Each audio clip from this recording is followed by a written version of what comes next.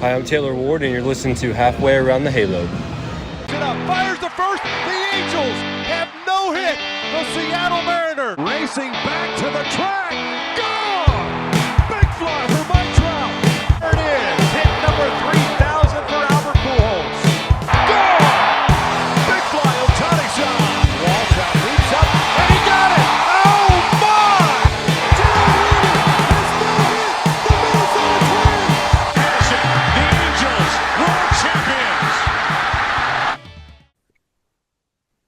Hello and welcome to Halfway Around the Halos, the LA Angels UK podcast. This is Season 7, Episode 7, and I am delighted to be joined by Sam Blum from The Athletic to talk through the Halo season. Unfortunately, Toby can't be with us today because he's just landed back from Saudi Arabia after a pretty nightmare journey back, but I am pleased to inform you that he has actually made it back, which is always something you're not sure about with Saudi. But Sam has been very kind to join us today and talk through where the Halos currently are as we sit here on the 5th of May. But Sam, how you doing? I'm good, Nick. It's good to see you again. It's been a while. Yeah, it's been a while. I mean, it's probably been... I don't know when you last came on the show, but I probably last saw you when I was in Anaheim, which was now a year and 2 years ago. Actually, Wow. It was probably around this sort of time 2 years ago. They were doing all right then, right? Didn't they feel like they had their winning streaks when you're there in person? So maybe you need to come back. Yeah, I know. It is tough to incentivize myself to come over. Yeah, I love coming over. I love being there. It's not all about the results. I mean, if it was all about the results, I wouldn't be an Angels fan. Let's be honest. There's That's a good slogan. It's a ball club you support through thin and thin, really. But yeah, I will try and get back out there in an ideal world. But at the moment, just it is tough to incentivize. But how are you finding it at the moment over there? I mean, I think it's just like we go through so many different iterations of Angels baseball over the last 5 years that I've been there, and like there have been the Ohtani era, like there's the end of the Ohtani era where they're really doing everything they can to compete. There's all these different managers, but this is the most like hopeless that I've kind of seen this organization, I would say, and I think that like what people are realizing right now, and I think what fans are realizing right now, is like this whole idea that they sold people last year, that they were building up this young core that was, gonna pop and gonna be ready, like that. Like either it's flawed or it's just not happening. And I think that's kind of like where the Angels are right now. They're just a little bit like. That's why you're seeing a lot more fan apathy. And it's not to say that they don't have good young players. I think they do. I think Zach Neto is like a legitimate like multi-all-star kind of caliber player. I think Ohapi's kind of getting there. They have some good young players, but I think that it's just not. It's just the organization there's not enough there to like actually feel like you're building something right now, and that's where this is. I mean, we talked to Perry the other day in a press conference that I just thought was really not reflective of where they were. I didn't feel like his answers really addressed kind of their situation adequately. And you can read it. I posted a story with a lot of his quotes, and some of the ones that really stood out to me were him talking about like he doesn't think the coaching staff necessarily has a big impact on the older veteran players. He's like, if our younger players were struggling a lot, I would have more of an issue with that. And I'm just like, what does that mean? Like, your veteran players need to be, learning from coaches. Like, if they're not, then you should either have the wrong coaches or the wrong players. But coaches do more than just like improve players' performance. Like they help game plan. They're in their ear all the time. Like they're therapists. Like they do a lot. They're there for a reason. And so you can't just write off like, well, our young players are doing okay, so the coaching staff is doing great. Like that's just flawed. And I think it shows a departure from the way every other team maybe looks at their coaching staff and the importance. Like we just looked at the Texas Rangers, who won a game 8-1 yesterday, by the way. Yeah, and then right afterward fired their offensive coordinator because they weren't seeing the results they wanted to, and they have a lot of veteran players on that team, right? So it's just, to me, it was a very flawed perspective to have. I didn't think he also criticized me when I asked him if he felt like they can be competitive this year, and like that's your only job, Perry, is to make them competitive. So if that's really the only question that matters. So if your response is to be frustrated with the person asking the question, I think it speaks to kind of where he's at perspective-wise. And the last thing that I thought was very flawed was basically alluding to this as a bad 6 to 10 game stretch. Oh my God, don't get me started. Yeah, we're talking 3.5 weeks here right now of not just a bad stretch, but like I would say the worst I've ever seen this team play, which that includes that 14 game losing streak when they lost a lot of close games. Right now they're just getting blown out. Like they're not competing well at all. This is not a bad 6 to 10 game stretch. They're last in baseball in on base percentage. They're last in baseball in bullpen ERA. You know, they're last or near the bottom of baseball in a lot of really important categories. For a team that hits for a lot of power, they don't walk at all, which is surprising. So some of the trend lines are extremely concerning and would make me think that like right now they're not in a good position to compete. You never know what happens. I think some of these players are better than what we've seen. Taylor Ward, Joe Adell, maybe at least a little bit. But I'm also not counting on it. Yeah, I think you're right. That comment about recent stretches really annoyed me when I read it because this is not, as you said, this is not a 6 day stretch. It's not It's a 10-day decade. stretch. This is a decade. It is Yeah. 9 to 10 years of the Angels missing the playoffs and playing bad baseball fundamentally. And we've had some good spells in there at times. You've had a good few weeks here and there of good baseball. But on the whole, this team has played bad baseball for a decade, which in a sport which is built around parity quite often and built around the ability to regroup, rebuild within a 3-4 year stretch generally, we have not been able to do it. And a team that fundamentally does spend money. This is not like we're not talking about a franchise that doesn't spend money here. We're talking about a top 10 payroll team that just doesn't know how to spend money and can't seem to get the right development or coaching. And I think you've nailed it on the points around the coaching staff and the veterans.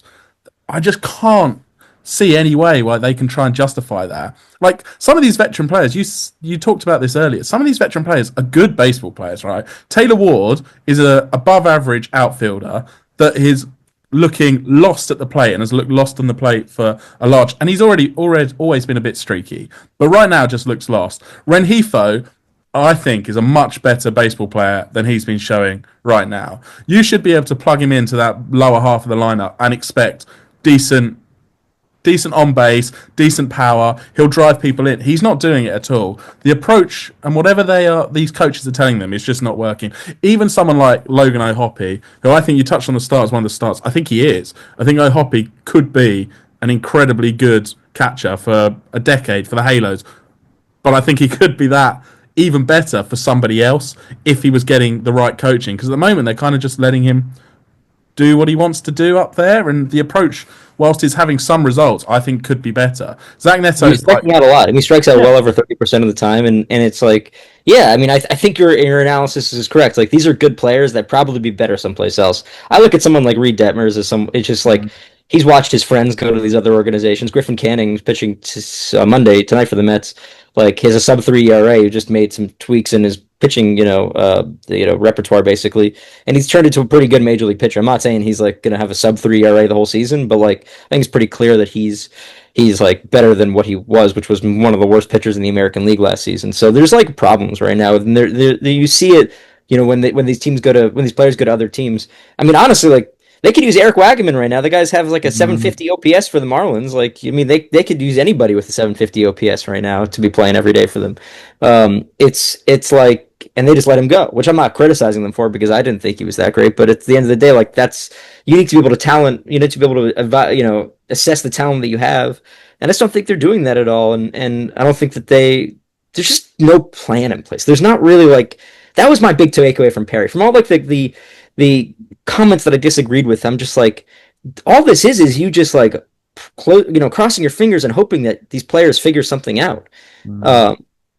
And whether that be from the coaches or from themselves or whatever, like, but it's just not a good enough strategy. It's just not a good enough strategy.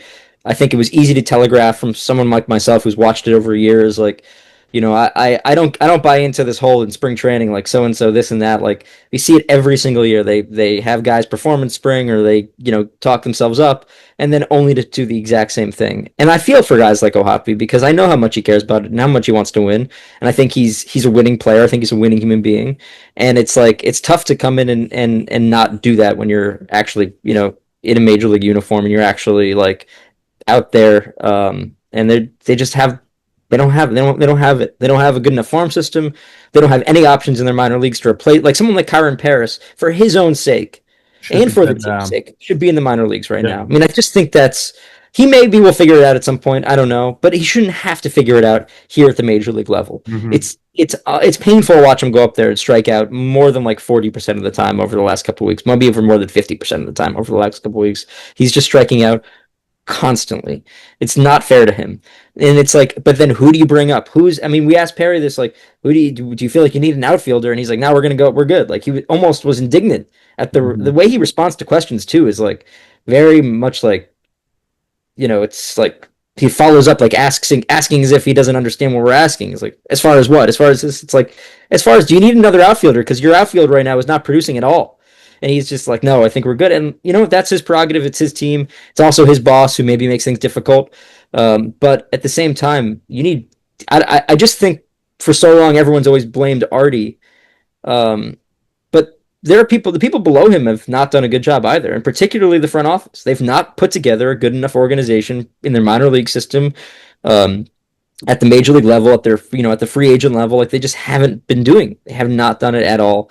And so their onus is on everybody here. It is not just on Artie. Artie is the common denominator of failure at this place, but he's not the only reason why they failed. Yeah, it's an interesting point because, as you say, the fan base has firmly gone towards Artie now just being the problem. And he probably is the problem for a lot of this. But you're right. Just because the ownership has been an issue and we haven't turned into a franchise that others have in terms of the development, in terms of the analytics, the scouting. We just haven't put the money into it to do it. That doesn't justify what we're seeing right now. And I think one of the things that stuck out to me, I think you posted this comment, and I think a while back, was when Ron was talking about analytics again, and he said they were giving the players loads of data those first couple of weeks about at-bats and pitches and what they should be doing up there. And then suddenly said, actually, I think we give them too much information and let's just let them be hitters. And that is just alarm bells, right? It's just complete alarm bells for where the sport has gone.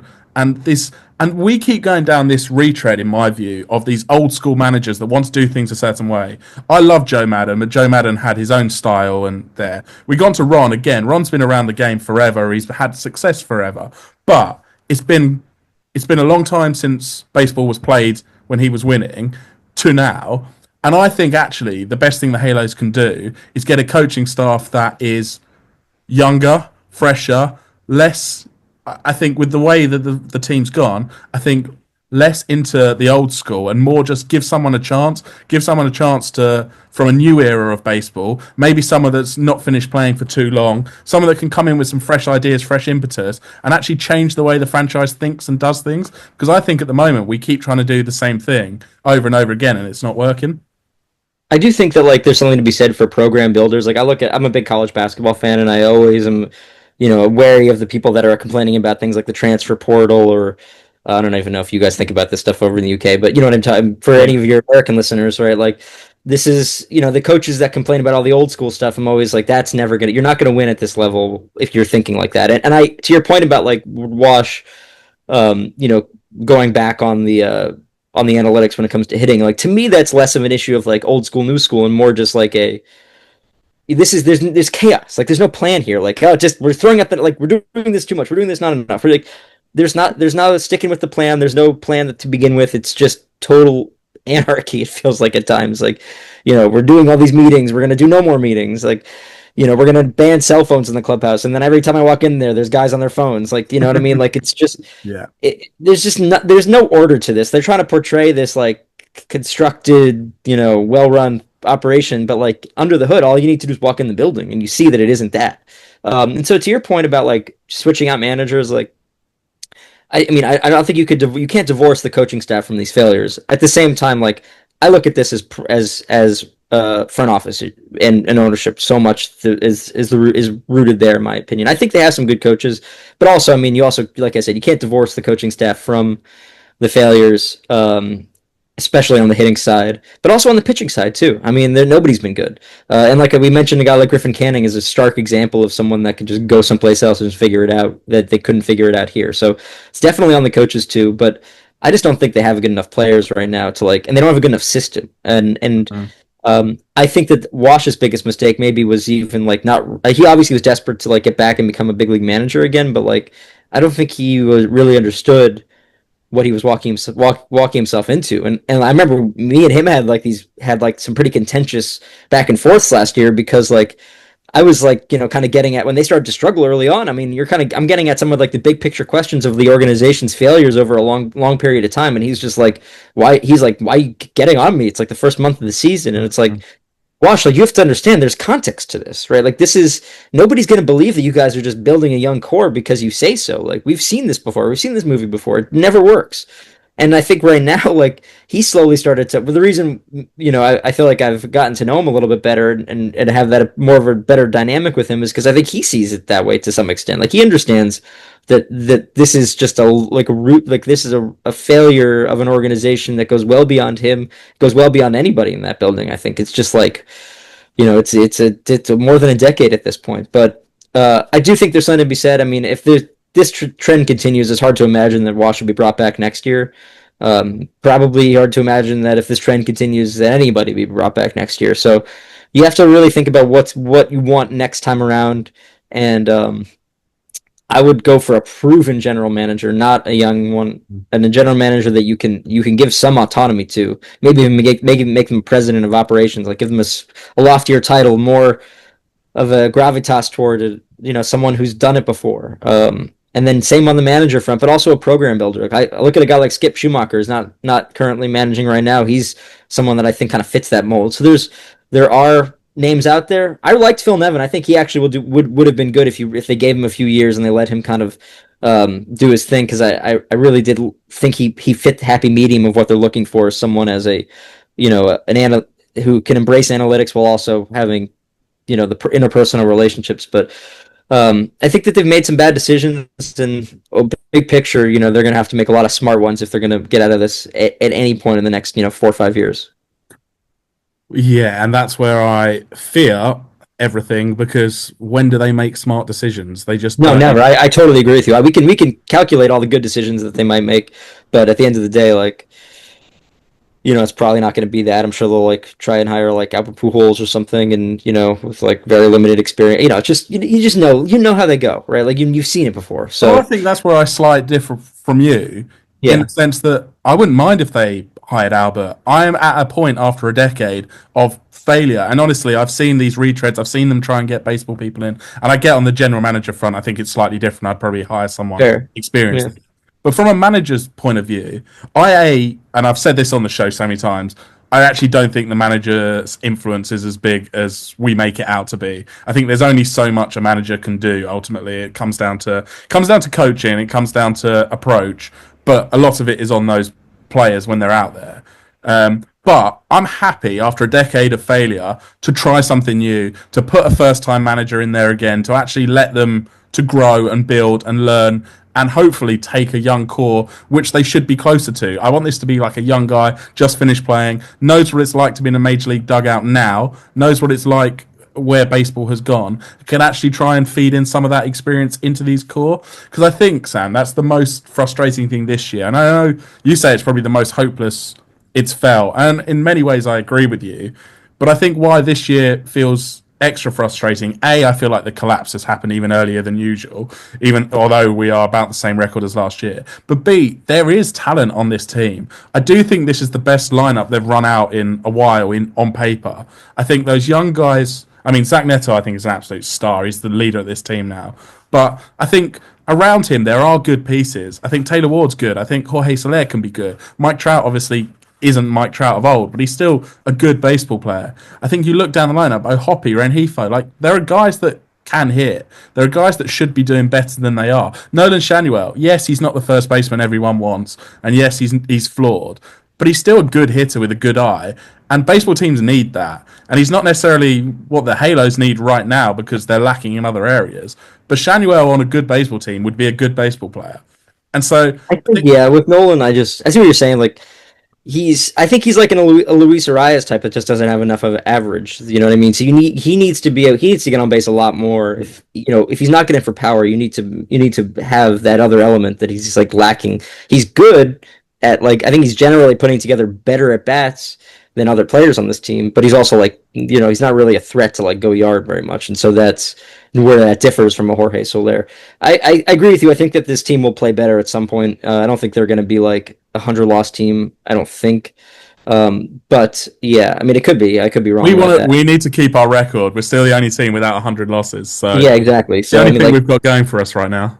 But it's just a matter of like, that's what they do, right? They they give you enough players that were good in 2019, right, to like kind of make you think that they're going to be all right, and it's just kind of playing out exactly as I think anybody who's seen this enough would know that it would play out. And I mean, a young manager is, I don't know, you can go either way on this. Like, I think there's probably an in-between of a completely inexperienced manager. That's why I said someone like Skip, because I think he's got a bit of a track record, and he's a young guy, and he's someone that I think has like ideas about how to like actually not just manage in-game, but like build a team.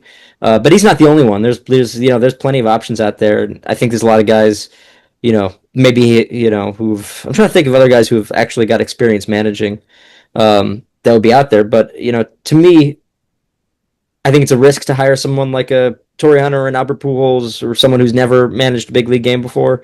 But it also might be what they need. I don't know. I come back to like, yeah. What's the risk, right?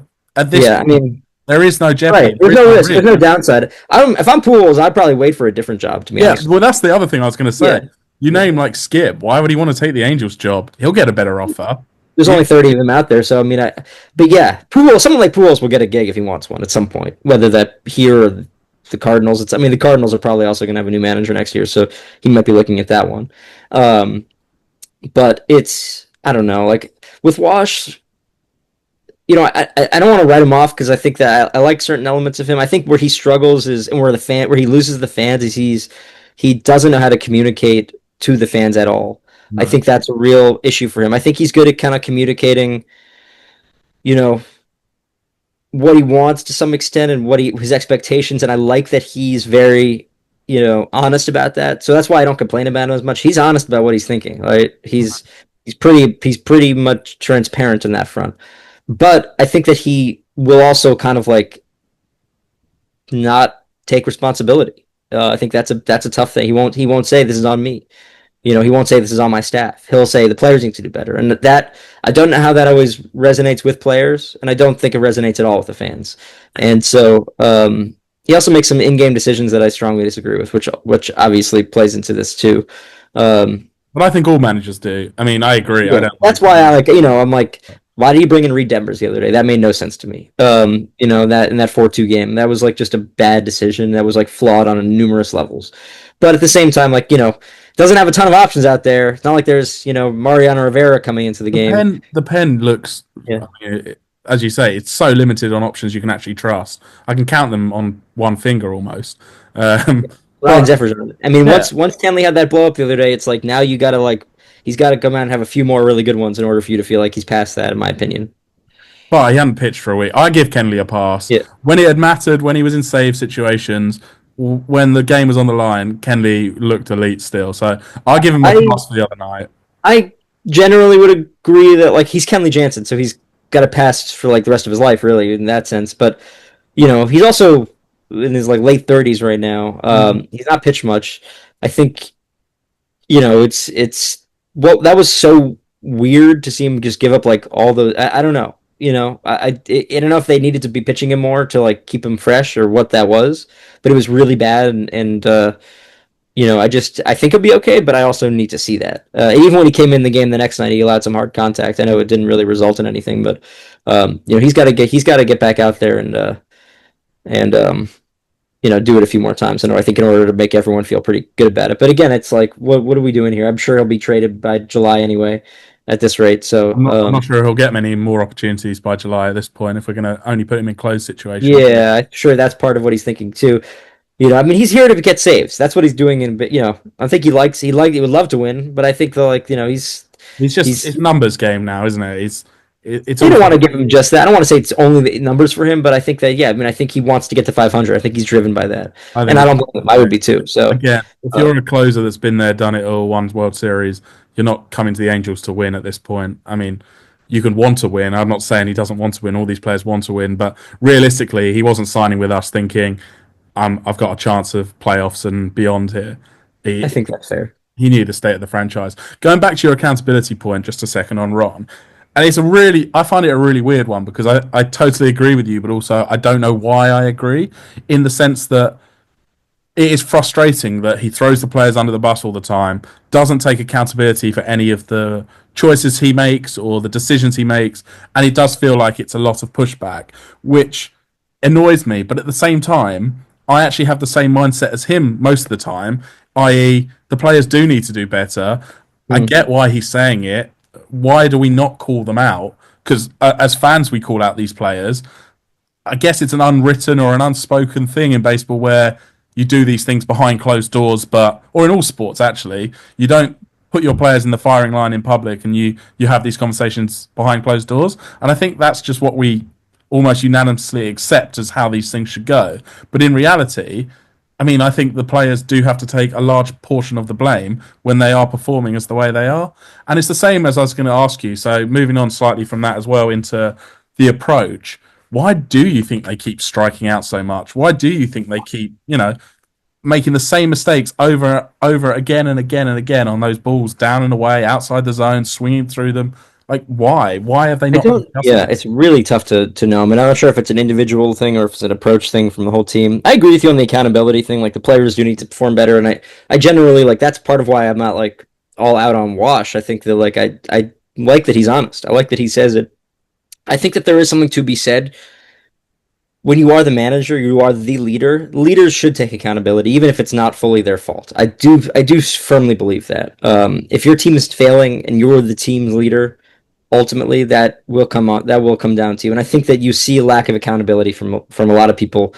Players are more accountable that I've noticed than the front office right now, or the coaching staff. I mean, I appreciate it. I asked Johnny Washington before they played Pittsburgh a couple weeks ago. Like, I asked to talk to Johnny Washington when he's the hitting coach, who embattled in a lot of really bad offense, and he agreed to do it. So he was totally accountable to that, which I respected. That he didn't give good answers, right? I don't think he really thoroughly answered those questions, but he was willing to sit there and answer them and allow the scrutiny that came along with whatever he said. So that's not an easy thing to do, but he did do it. But yeah, I mean, I think big picture, you want to see your coaching staff really accountable, even if it's ultimately the players that need to be the ones performing. As to answer your question about why this is happening, I think that's why I talked to Johnny Washington to get a better sense, and he just didn't really give me one. It's hard to know. I mean, I'm not a coaching expert, but you do see it. You see consistently, is across the board, everyone's kind of doing the same thing and getting out on the same pitches. And, why is Taylor Ward, taking so many pitches down the middle? And, why is Jorge Soler, swinging in pitches in, accounts that he shouldn't? It's just things that just don't really line up, and you just kind of see it every time, and it doesn't make a ton of sense. But that's partly why I think I'd be a little optimistic that they can get back. They can level out a little bit here. But what does that leave you? It leaves you a little closer to 500. I don't think it takes you to the playoffs or anything like that. I mean, 500 this year would be a huge achievement. And ultimately, this season was never about the playoffs. Obviously, at the start of the season, everyone will talk in the most optimistic fashion they can, and maybe it can be something special, but it wasn't. It was never going to be. The issue is, is next season going to be about the playoffs, or the season after? It's fine if this season's not about the playoffs if you're building toward next season, but they're not doing that. Right. So really, it's not about the playoffs because they just didn't build it. They didn't do anything. They didn't make it. Yeah, but that's what I want. That's what I want it to be, and that's what it should be. I mean, I agree with you. It's not looking like that. But in theory, this year was about building to 500 towards the playoffs. It's getting another year into those young core. It's hoping that the pitching staff comes through. And actually, that's where I was going to get onto next, because I think the one bit of the system where there is a bit of promise is that pitching staff. There is a possibility that you could have a few. We've seen how the season started. There's a possibility a few of these guys in the minors that have started. Caden Dana's looked very good at AAA. We know last year in the majors he got smacked around a bit, but he has looked very good in an environment where it's quite tough to look good. Yeah, sure. I mean, George Klassen in AA had a really, really good start yesterday, wasn't it? Again, he looks like he's got some of his struggles in finding the strike zone under control a bit. if he does that, I think he's the Angels' best prospect, and we'll see him in the majors fairly soon. There's another few fringe guys around there in Rocket City that could come up. I mean, effectively, they're going to need to make a decision on Kahanowitz because I don't think you can keep rolling him out there every 5 days the way he's pitching at the moment. But I think we have options where he should go back down and we can bring one of these other guys up and see what they do. And that rotation could look quite different. I don't think Carl Hendricks is going to stick around all year in the role he's in now. I think probably we'll head into the pen at some point if the young guys come up.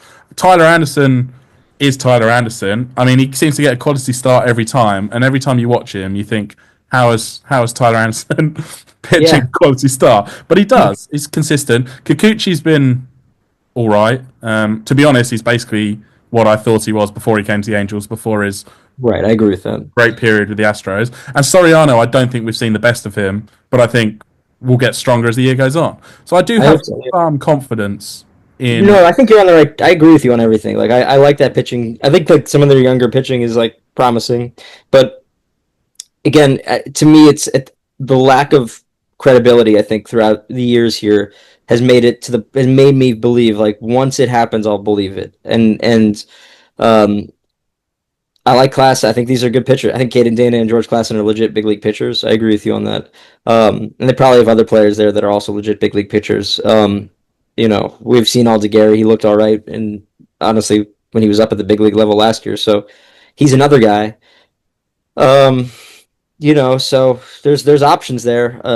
But again, it's good. We got to see it. We got to see it over. We all felt really excited about why am I blanking on his Chase Silseth? And just that hasn't worked out. Sam Bachman, that hasn't worked out. Like we've had these exciting players, I think, in our heads for years. It just haven't worked out that way. So once they come up here, once they do it, fantastic. But until that happens, it's just they're still minor league prospects, and it's what it is. But I generally agree that like the starting pitching, especially, seems to be like the thing that's in the best position right now. But it's not. It's by no means like really promising. It's not like we're all sitting here and being like, oh, the future of Angels pitching is like fucking locked. Excuse me. You know what I mean? Yeah. So that's just kind of how I look at it. Like we'll see what it is. I mean, I'm not. It's certainly not the position players.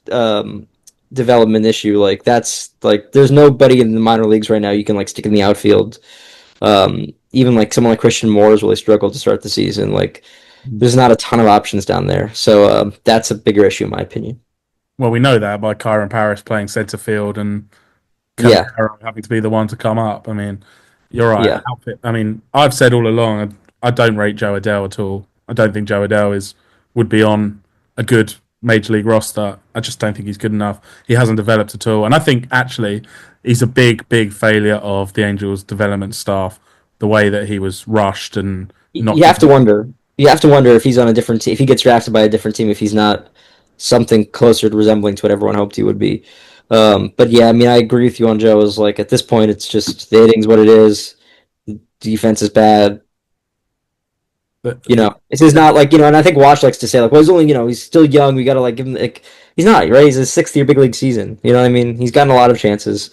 Not saying it'll never happen for him, but usually when you become 26 years old in your 6th big league season, like it tends to be a reflection of kind of what you are just generally. So, I mean, the onus is now fully on him to either produce or not produce, but it's no longer like a, coddling a prospect type situation. Like either he does it or he doesn't, and it's up to the Angels whether or not they want to employ him if he's not, right?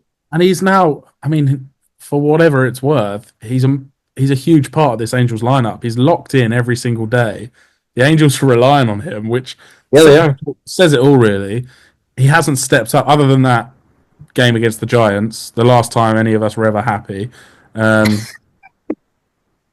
he hasn't done anything since, has he? And he hasn't done anything before, and it's just... He did have the one inning in Tampa Bay. Yeah. On that, though, on the lack of talent, let's move on to the draft quickly. Are you hearing anything in terms of what the Angels do? The Angels have an opportunity here to get an instant infusion of talent into the system, picking second. Is there anything coming out of what they're thinking about doing? Not necessarily too concrete. I wouldn't be surprised if they, like, honestly employ the strategy that they've always employed under Perry Manazin, which would not surprise me whatsoever, which is selecting someone that they can kind of sign under slot a little bit, and then using that money later in the draft, because they have a lot of money. So there could be some strategy to that. I wouldn't do that. I mean, even number 2 pick, that's a potentially like I would get the best player be at high school. But again, you draft a high school player. If you trust your player development system to get them to the big leagues, like that's risky, and ultimately like I always the Angels have drafted for need. I mean, they drafted Nolan Schanuel because Jared Walsh was struggling. I mean, that tells you something about who they are and kind of how they operate, and it tells you something about how Perry kind of is he's in a situation where he's got to prove to his boss that he deserves more chances. So does he want to draft somebody that he can call up right away? And it's like the incentives are kind of screwed up. I'm not saying that's how he'll do it or what he'll do, but I think you always have to be cognizant of what the incentives are. And so it wouldn't surprise me if they end up going that route where they sign somebody that they think, or they draft somebody they think they can sign at a slightly lower slot value, basically. So we'll see. But I don't know exactly. I mean, I think some of the players they hoped would maybe be that obvious pick at number 2 have struggled in their collegiate seasons or their high school seasons or whatever. So it's still lots up in the air, and I think there's still a lot more scouting they get to do over the next couple months. But I know they've been doing a lot of meetings about it, and I think they're probably down to like a dozen or so guys maybe that they're really considering for the number 2.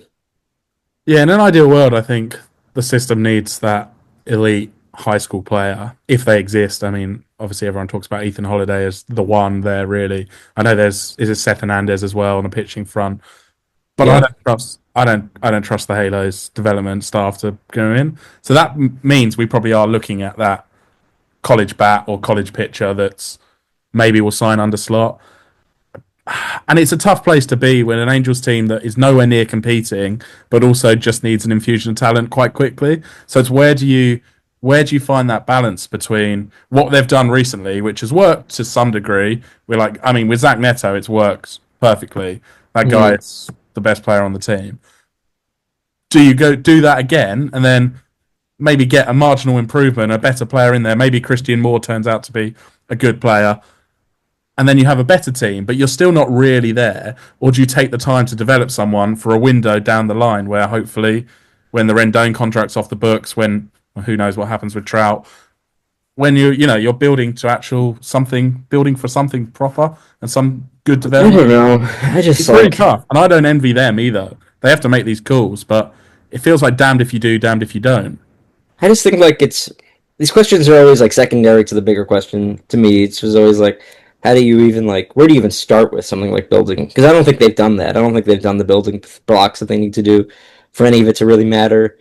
Again, it's like when you evaluate the front office, like drafting Zach Neto was a genius move, right? Like they've made some genius decisions.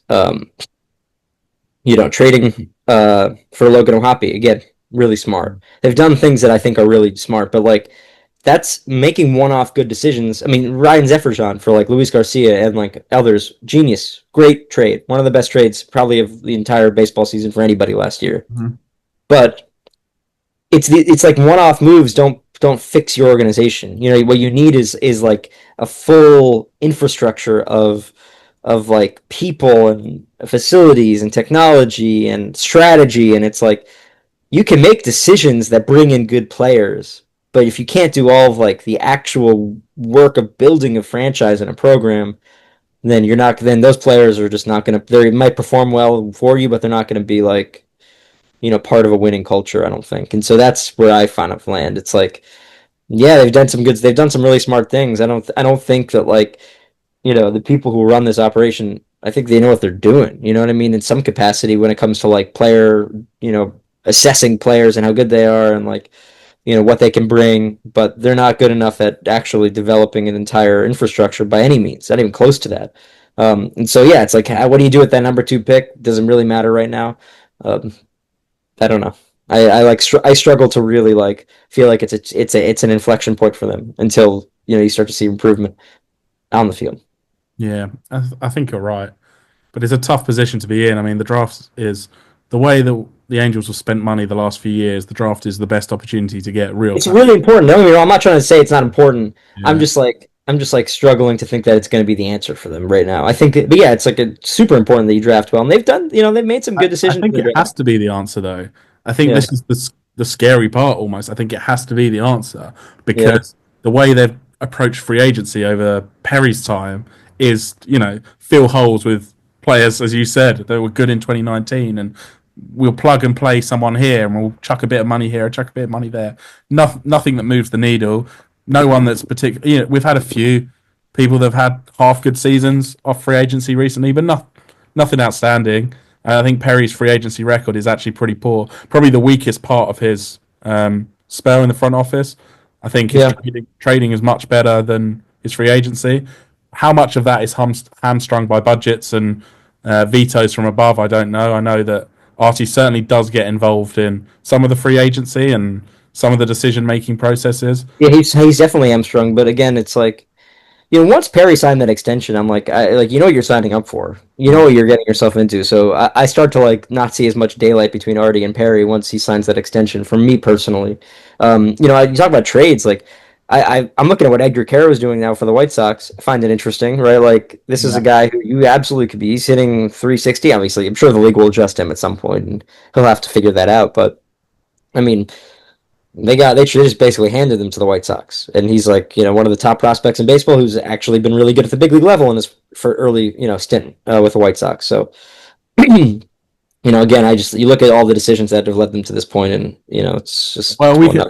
exactly. We know that. I mean, I think last time you were on the show was that trade deadline when they Sometimes.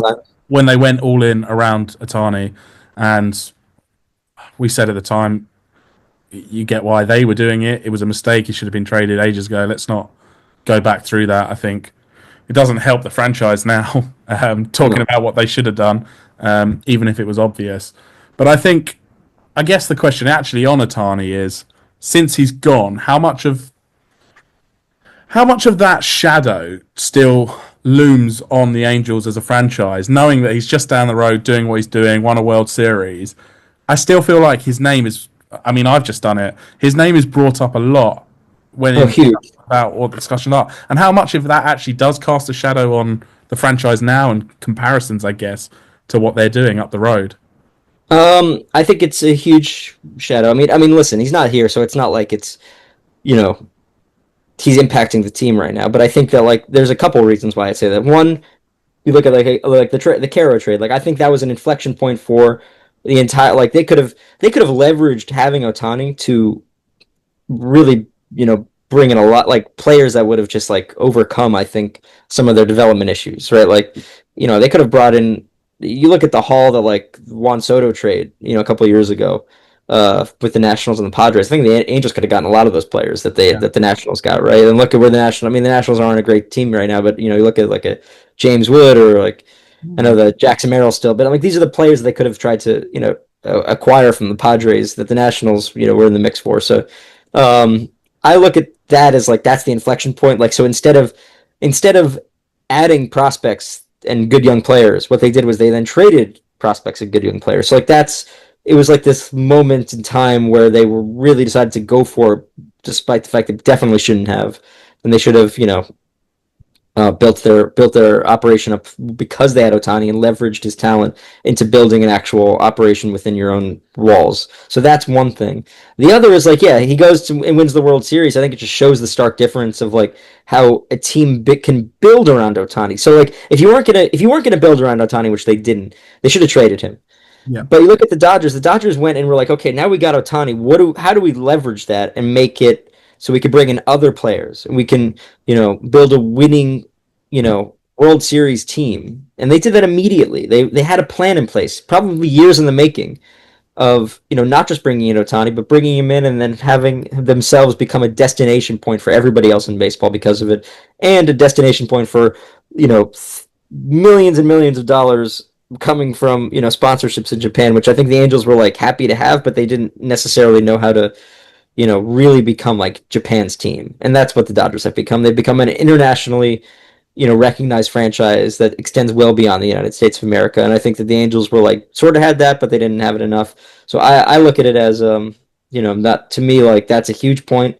And I think it's just tough. Like I think you watch him having that success in LA, and it's like, man, Why couldn't the Angels have just made that offer? I mean, what was your plan? They had no intention of re-signing him clearly because they weren't going to pay what it costs. So Artie, I believe, lied about that. And when he said before the season that they would offer him what it took, they didn't. And they basically got nothing for him outside of the draft pick that got them Ryan Johnson. So cool. And Otani even said he gave the Angels the chance to match it, right? I think he would have come back. I honestly do, which flawed decision making on his part, but probably for the best that they didn't match. Because I think he would have come back. I genuinely believe that if the Angels had paid what he believed he was worth, he would have been back with the Angels. I'm not saying that with like any real strong conviction, but that's my own personal belief.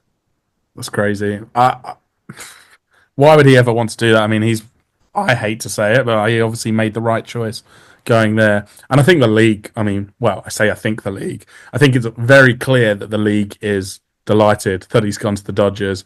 I mean, the marketing they do around him is, I mean, it frustrates people a lot. Personally, I don't particularly care. I understand what this sport's about. You market your biggest stars.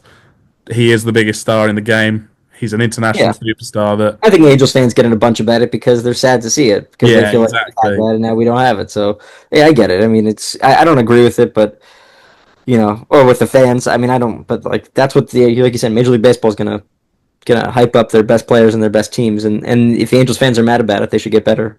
Yeah, well, fingers crossed.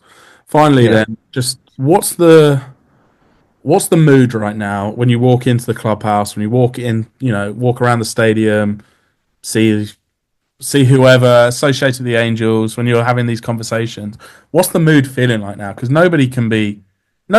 I know they have to speak in certain ways, and they have to try and pump the team up and make things seem more positive than they actually are. But what's the actual mood feeling around the place? I mean, I don't think it's like the world's ending, right? I always think these things are like kind of overblown to some extent because, I was around the White Sox last year when they were in their 20-game losing streak, and like the clubhouse was fine. You know what I mean? I think that beneath the surface, like there are guys who are frustrated with anything. I think the players were really upset about having to play that 6:29 p.m. game last week against the Pirates. So like I heard that, and like you feel that, and you can sense it. So I think that there's probably certain frustrations with like the overall organization right now among the players to some extent. But I mean, these are all professionals. They're all living their lives outside of the game. You know what I mean? I don't think that like you also have a lot of young players and a lot of guys who are just happy to be there, which is I think if this were like the Dodgers or the Yankees or the Mets right now who are going through this, you might see more infighting. You might see more chaos because it's like the expectations and the personnel are different. But like I think a lot of these guys at the Angels are happy to be there, or just kind of like focus on their own thing because they're so young, and it's like they don't really have the gravitas to like sit here and be like, man, the Angels organization is really screwing me over because so it's like the world's not ending in that room. I don't think. I mean, I think everyone wants to perform better, but I always think that stuff's overblown when it comes to like the mood in the clubhouse. Like it's sad because they're losing, but it's also like these are all guys who go home and live their lives outside the game, and I think that they're okay with it. Not like saying they're okay with losing, but like they're okay with like living and doing this job the way that they're doing it. You know what I mean? I don't know. It's like I sound silly. I always like I'm like whatever. Clubhouse is going to be a clubhouse. Yeah, that makes sense. Great. I mean, I can't speak anymore on this Angels team right now. It gets to a point where you just have to accept of where they are. But Sam, I mean, you've covered the team for a few years now. If people don't know, which I'm sure they do, where can they find your stuff? Just find me, read my stories of The Athletic, and if you don't want to read the stories of The Athletic, at least follow me on Twitter at Sam Blum 3. So, or on Blue Sky, I use that now too. So, There we go. Any podcasts in this year? Are you bringing those back? Yeah, we'll be doing every once in a while. We might do it pretty soon, just to kind of talk about some of the stuff we talked about today, maybe. But that'll be down the road, probably in the next couple days. So, there we go. Yeah. Calling all Halos. Yeah, there we go. Yeah. Thanks very much, Sam. Always a pleasure chatting Angels baseball with you and getting your insights into where the team is. I hope at some point we can do one of these when we're speaking more positively, or I'm speaking positively, but who knows? If they're good, I'll tell you they're good, but they're just not. So once it happens, it happens. I'll believe it when I see it. Exactly that. But the Halos go into a games against the Blue Jays this week, followed by the Orioles, who have been really struggling. Let's hope against some AL rivals they start picking it up. But Absolutely. We'll see. we'll see. All right. Thanks, everyone, and go Halos.